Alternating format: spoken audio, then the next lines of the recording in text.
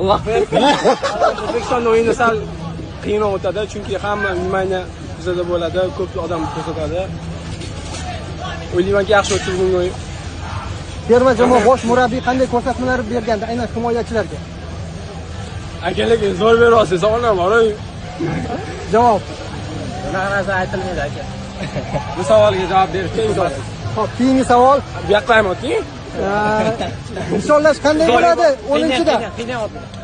10-da nishonlash qanday bo'ladi? Ko'ramiz. Barcha Oldinda aytib qo'yish kerak emas. hozir butun O'zbekiston ko'ryapti sizni.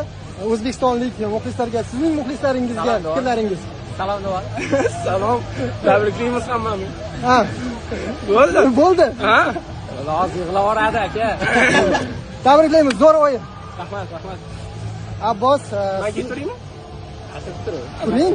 Do'stingizning yonida turing. O'z bo'lsang, Abbos. Xo'p, Abbos, tabriklayman. Juda og'ir o'yin, juda og'ir yo'l bosib o'tildi va yangi tarix yaratilyapti shu haqida. Alhamdulillah. Bu g'alabaga erishdi butun xalqimiz juda ko'pdan beri kutdi. O'zbekiston futboli, O'zbekiston xalqi jahon chempionatiga chiqishga haqli edi deb o'ylayman. Chunki bu ajoyib jamoa bilan chiqmasak, uyat bo'lardi. Xudoga shukr, bu uddaladik. Alloh bersin. Ko'tarib olib ketdi qoldi.